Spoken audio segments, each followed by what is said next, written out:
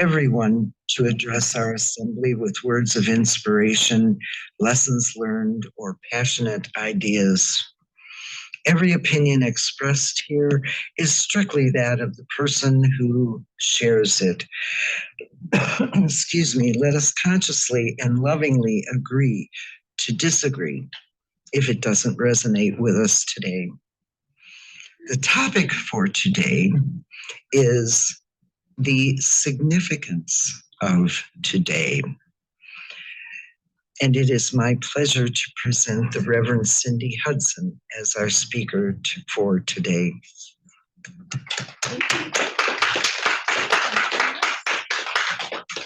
Good morning, everybody. Good morning, Zoom folks. So glad you're here, whether you've been here almost every Sunday or occasional Sundays or you're new with us.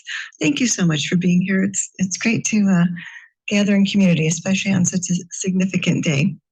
So the significance of today, well, obviously it's New Year's Eve day, no surprise there, right? And I think, a lot of people are like, woohoo, goodbye 23, come on 24. And I think, yeah, I get that, but wait a minute, hit the pause button. Because we felt that way on December 31st of 2019, and woo, 2020 is going to be an awesome year. And in a lot of ways it was, but in a lot of ways it wasn't, right? So I think it's important to also cherish the moment. Let's not rush through our years. Let's not rush it, because we can appreciate this moment. Maybe it's awesome, maybe it's not so awesome, but it's the moment that we have. And moments change, for better, for worse. So let's celebrate and cherish what we have. I when it's nicer weather outside than this, I enjoy jogging or running or whatever I do. And like everything you do, sometimes it's awesome and sometimes it's kind of a drudge. And I think, oh, am I ever I still got a mile and a half to go. And I think, well, wait a minute, don't rush this. And don't wish this run to be over, because then it'll be over and I got to wait until I have time again to get out here again. And I feel like we don't want to do that with our lives.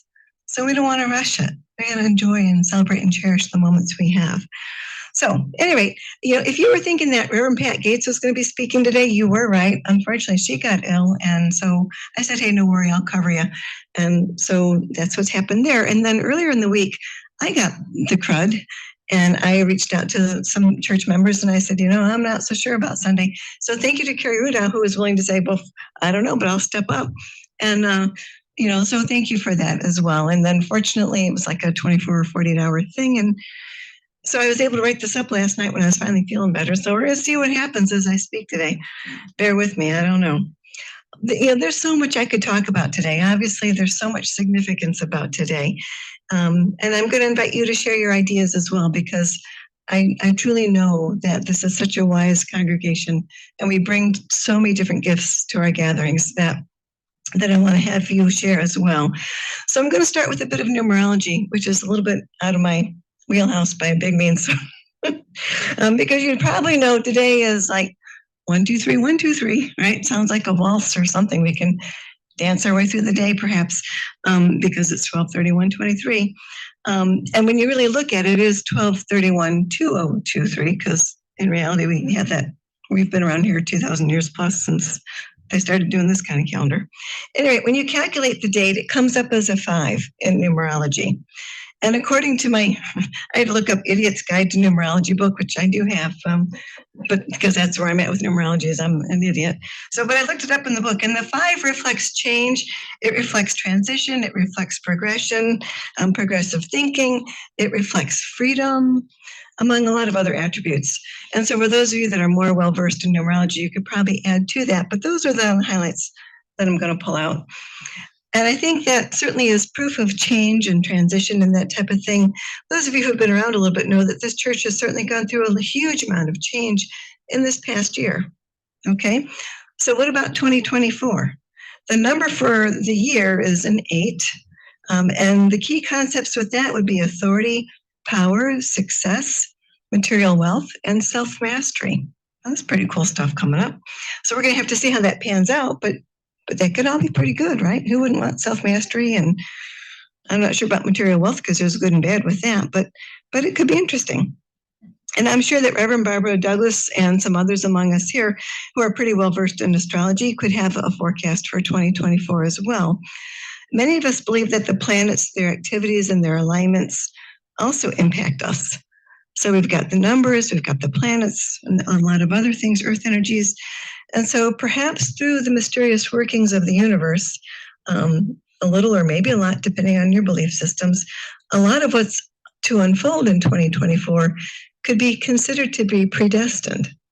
Because we've got the planets doing what they're going to do. We've got the numerology indicating what it is. We've got the numerology perhaps influencing who we are, and astrology influencing who we are, among many other things. And so yet, I think a lot of us would also believe in free will. So we've got this numerology and astrology and many other ologies, okay, going on out there that influence us from perhaps a predestined level. And then we have free will. And maybe that's where some of our struggles in life come up. It's the when and the where and the how much do we act, and what situation do we need our attention on, and what do we need to let unfold as is in divine order. When we see an injustice, what do we do? So I'm going to ask how your beliefs reconcile with free will versus predestiny. And this is where we all get to interact and share some knowledge. Where free will and predestiny intersect, where do you think that is? Anybody care to share their thoughts? Is it going to be quiet here today? Thank you, Carrie. Okay. Because when you said that, I just got this picture, and it just made sense because we have this free will and destiny, and it is like, you know, we have our humanness and our humanness and our consciousness, right? That's what made me think of that when you said that. Where does that intersect? Yeah. Okay. Ooh, so following your heart is integrating the two. Right. I mean, I never thought about this before you asked that question. That's an awesome answer. When you asked that. Yeah, I like that. I like that question. Because I've been reading a lot about this, you know, contracts. And so this whole idea that we have these contracts is a human idea. It's not really spiritual and coming from God. That's just something that we like. It's a way for us to get stuck into the idea that we have a contract. Okay. A soul contract. And I was like, whoa. Yeah. All right. I thought that was cool. That is cool. So just in case the folks on Zoom couldn't hear, and then I'll get to Dave's comment as well. What she is saying is that when I said intersection of free will and predestiny, of however you want to conceive that, she said, you know, in her mind then became an intersection, and we have spirit and we have our humanness, and where they intersect is our heart. And so acting from our heart space is that integration of free will and predestiny, or maybe acting on that divine wisdom. And the fact that we think we have a soul contract is maybe more of a man-made concept than a spirit-made or a God-made concept. So thank you for that, Carrie. And David, what would you like to share? I would like to add, in the here before, our higher selves see a much bigger picture than we can perceive here in time and space right now. And we're coming here for certain things, and we've set up certain things to occur along the way, which could be perceived as destiny, but we chose it. It's not God, it's us. We chose it because we are part of the one. But when we get here, we're in the chaos of time and space. And when we get to that intersection point that we have placed within our timeline, that's where free will comes in. I'm not talking about what shirt to wear today, but the major things. That all of us can name 3 or 4 things in our life that would have changed my life. And I'm not saying on another timeline we didn't make another decision, because we could have, and we made that decision on another timeline. In this consciousness, we had the free will to make this particular choice that we're experiencing today. Okay, so I'm hoping Zoom heard that, because I'm not sure I could paraphrase in a way that's fair. But if I follow it, basically your concept is that our destiny might have been chosen when we were on the other side, and we have a timeline of certain waypoints. Do you want to marry this person or that person? Take this career path or that career path or whatever. And then our free will, you know, we decide to become an artist versus a scientist or whatever it is. But so that there's a little bit of a combination of the two. And a lot of that gets prearranged on the other side. So that's another way of conceiving it. Thank you, David. Any other concepts about what's the where is free will versus, our numerology and astrology and all those things that kind of dictate perhaps who and what we are. Other thoughts? Oh, I'm sorry, Barbara, thank you. That's all right. I would consider all the ologies as a process, not something dictated. So imagine a stage set, the planets, the numbers, our name, whatever is a stage set.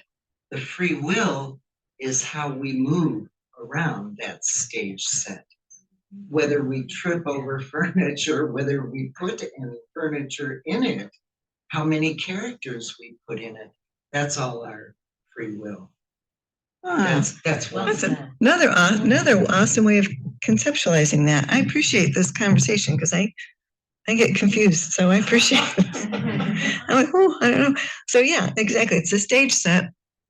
That's some of those, if you want to call it predestined things or whatever, those things that we have that are maybe set points, but how we move around those set points is our free will.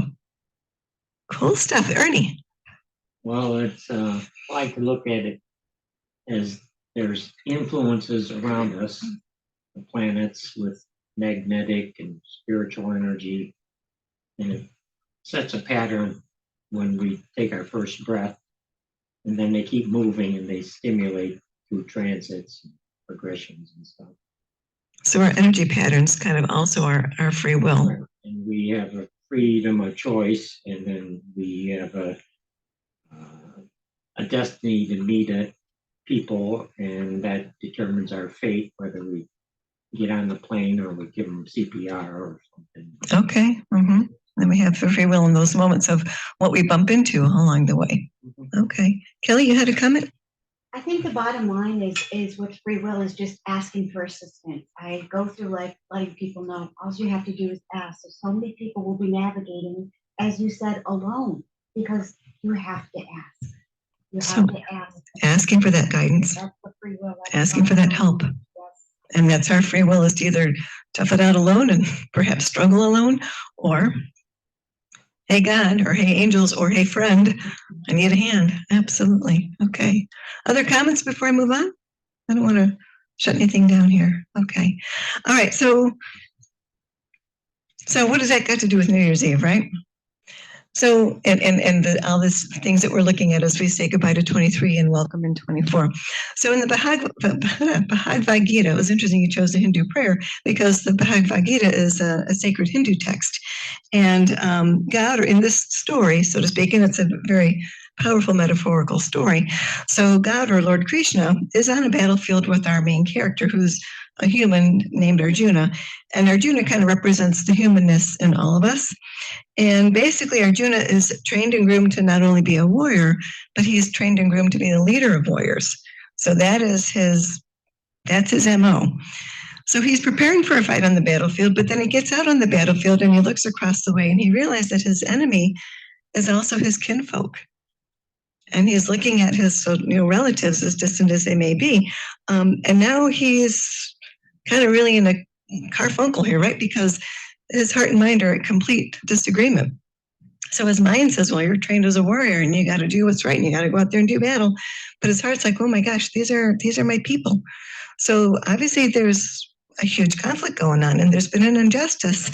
But obviously doing battle with your kinfolk is wrong, but then not following your divine path perhaps is also wrong. So in the Bhagavad Gita, it goes on to suggest, and this is through the counsel of Lord Krishna as he's talking to Arjuna, he says that our conflicts are about duality. And that, yes, this, but also that. When we have that perception about things, that's us living in the duality of the world and not the oneness that some of you have mentioned when we talked about free will. So when we can remind ourselves of the non-duality of our existence, the conflict fades. And this is what Krishna is suggesting to Arjuna to consider. He says that, when we can cultivate and maybe even stay in the state of awareness of our oneness, the source of all creation, which is one in God, as we say, conflict fades. So we don't have to stay in the state of conflict and angst and turmoil. And this enables us to approach problems then from a higher level. And our choices can be made from the state of God consciousness, from our heart space, perhaps, as Carrie initially suggested. It's not our limited ego-based consciousness, but our God consciousness coming through. And that can be a tough order to do. But through our discussion today, you can see how that can be so much more effective, enabling you to live in peace and not be in conflict, and following your divine path, whatever you may perceive that to be, whether it's a contract or not a contract, predestined, free will, but you're living in that space with that oneness. Okay? And that's a pretty cool thing. That's a pretty cool thing. So many of us may try every day or every hour or every week or once a year to live in that space of oneness. And we want to be a better person, right? Sometimes that's what this New Year stuff can sometimes be all about. And it can be taking very small or sometimes very large steps to living more consciously, living more in tune with the one or more in tune with God consciousness, whatever you would perceive that to be, living with the I am presence among us. And I want to consider in the Bible, Revelations chapter 21, verses 4, Jesus says, "Behold, I make all things anew." In that God consciousness, behold, I make all things anew. And we can bring that into our lives, not just today because it's New Year's Eve and resolutions, but it could be every day. Every day could be New Year's Day, right? We can start anew every day. And that's where I think some people come in with New Year's resolutions. By the way, how many of you make New Year's resolutions? Is there any hands going to come up out here? A few. Okay. Well, and I don't disagree with that. I applaud that effort. I really do. My birthday is around this time of year also, so I call them birthday resolutions, and that way I can party, and then I can get serious because it's coming up soon enough. But I like the concept of New Year's resolutions because it implies hope. We can be a better person. We can live more in line with that oneness. We can live more with that I am presence, more with that God consciousness, more with that intersection in the heart of what might be pre-organized for us versus what our humanness dictates. Okay? And I think that hope is a really important thing. I make goals. I don't know that I make resolutions, but I make goals, and there may not be a big difference there. I think goals are good for all of us. We can have goals, whether it's on New Year's Eve or any other time of year, right? But regardless, considering resolutions or goals, it means that we hope to be that better person, whatever that means, in the days to come. So on this New Year's Eve day, this unique calendar day, we're not going to see another 1, 2, 3, 1, 2, 3 waltz type of day, are we? Because it's pretty unique. We're reminded of the concepts of change when we look at numerology, the concepts of transition, of freedom, and therefore hope. And so my hope is that 2024 is truly going to be blessed for each and every one of you. And I want to leave you with a Tibetan Buddhist prayer that I think is pretty cool. Again, this is Buddhist now, not Hindu, but it's still an appropriate prayer for today. And it says, "May you be at peace. May your heart remain open. May you awaken to the light of your own true nature. May you be healed. May you be a source of healing for all beings." And so it is. Thank you very much for your kind attention and contributions today. And I'll open it up for questions or comments. Okay. Let's everybody just take a breath and let that kind of settle. And questions, or you might reflect how things have changed for you since hearing Reverend Cindy. Okay. Thank you, Reverend Barb. I probably put a lot in there because, yes, thank you. Okay, so have you guys said questions? You guys are like a beginner in all of these ideas and stuff. And I guess I want to say, always, since I think I was even a child that I remember, I've always had like a sense of all of these things that we're talking about here, but was taught and learned from the people around me much, much differently than that sense I had. Yeah. And I got lost in all of that throughout all of my life until I was about 27 years old, and I'm 31 now. And I even got lost through those conceptions and those new senses that I had gained throughout all of those years. And I'm just, for the last month or so, finding myself back staying strong, at least as strong as I can, in that sense of spirit I speak of, And that comes with so much curiosity rather than understanding, because I was drawn so much away from that. And I hear these conversations and all these comments. It's so great. I'm so happy that I'm here again today. I have been intersection stuff. And she is a healer that I've been speaking with about these things for the 4 years or so that I've really tried to get back in touch with that sense of my spirit. And she talks about the idea that it was a choice for me to become human through spirit. Mhm. What the heck? I chose this. She says, like, it seems that I choose to use my free will to choose bondage, like I just described, in the ways that those years happened for me for so long. Yeah. And I just am really, I guess, happy that I'm doing this, but there's so many things I can ask about it. And it's like, how the heck do I just stay in, or just find peace with the idea that, okay, I chose this with infinite spirit. I chose this so that I could, as in my humanness, feel all of the contrast of the, yin and yang, Yeah. whatever you wanna call it. Yeah. And I feel like I have a really hard time like stepping out of the darkness of, or seeing the light in the dark, or being okay with the dark when I'm in the light. It's like such a struggle for me still. And I wonder what I can do about feeling that intersection as I move forward. I don't even know that was a question. But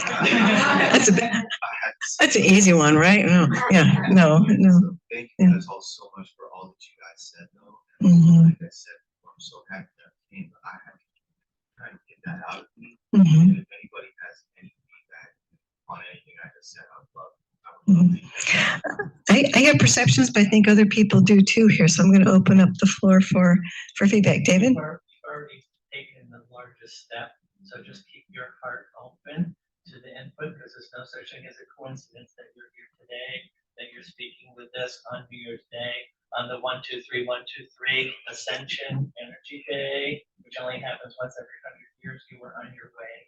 Bless you. Yeah. And, it's a process. I mean, I think all of us in our culture, we're kind of like quick answers. I mean, like, I won't say instant gratification, but I mean, and it's a process of understanding, and it's a process of accepting that the choices, whether they were made deliberately here on this earth plane or made on the other side, lead you to be who you are today and who you will be a year from now, 5 years from now, whatever it is. And how beautiful is that going to be? Because if you've never known the struggle like you are experiencing now, how would you be able to relate to other people that are also struggling? And you're going to be a huge potential teacher and guide to those other people, because you're saying, yeah, I've been there, done that. Right now, you're in the thick of it, perhaps. You're not going to stay there. You're not going to stay there. Like you didn't stay with the others, like 4 years ago, you didn't stay there. So you're moving through this process. And it's helping you to be a beautiful person, more beautiful person, able to be of a different level of service because you've walked that walk. So embrace the moment. But I'm sure if other people have feedback. Cindy. Yeah, I would just, this resonates with you. I would suggest grounding yourself with the tribe, because I have the tattoo Forever Seek the Light, because sometimes you don't recognize, in one of the analogies that came through one of my ancestors was, you're vibrating at this bug zapper light, right? And people are trying to penetrate into it, and they're falling down, but I was choosing to still try to connect with that person and bring that person up. And it was like my sign that I'm vibrating here, and I keep pulling myself down by surrounding myself with someone who didn't believe, who wasn't, so if you could surround yourself with your tribe, then forever seek the light. It is a huge help. And this year has been a tremendous spiritual growth for me, because I finally said, I need to say goodbye so that I could welcome the new. Mm-hmm. Yeah, I think being around like-minded people, even though I bet you if there's 20 people here today, we don't all think alike, and that's okay. But we all know that it's okay to not think alike. We believe in our mission statement, and then from there, it's kind of everybody has their own perspectives, but you have the support here. Yeah, Jane.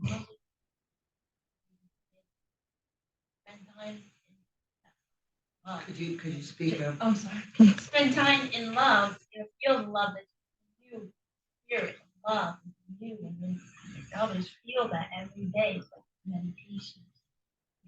And then right there, whatever you do throughout the day, in that love and light.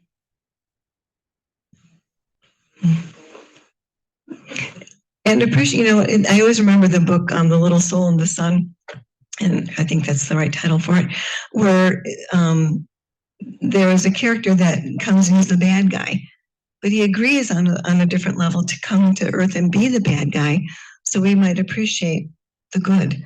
Because if all we had was happy, happy, joy, joy, we would not appreciate it, right? The people who live in California, they get sunshine every day. Okay, they don't appreciate the way we Ohioans do, right? Because we know the difference. So I don't mean to make light of that, but there's a reason for the things that are challenging in all of our lives, to teach us as sometimes a benchmark about how much you've grown, because you don't react to the darkness the same way as you grow and evolve. So all in divine order. Okay, yes, Linda. I just want to share that my experiences. I was asking questions, but I learned through energy talking to them.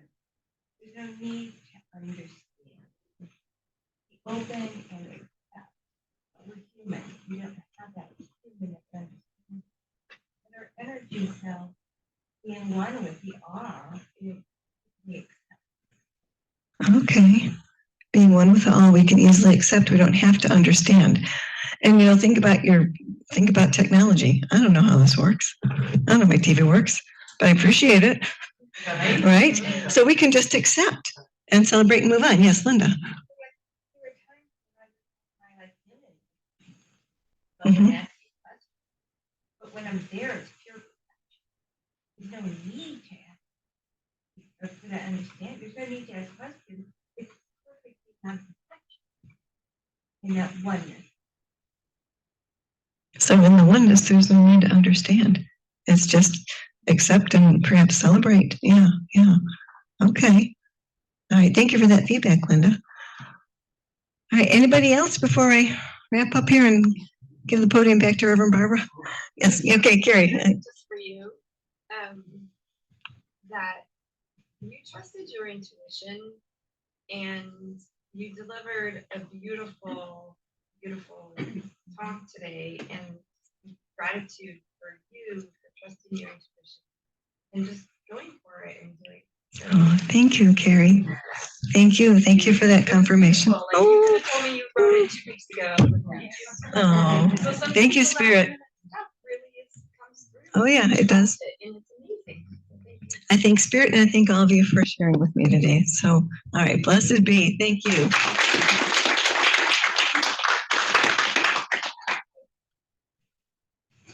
Thank you, Reverend Cindy. Yes, we do live in a divine duality, as Reverend Cindy said, a polarity. This is a planet of polarity, has been, and that is the divine paradox, until you lift yourself over. I think that's the hardest thing we all face when we move into this is, I want it, God, and I want it right now. Give me patience. I want it right now. Okay. Now we are moving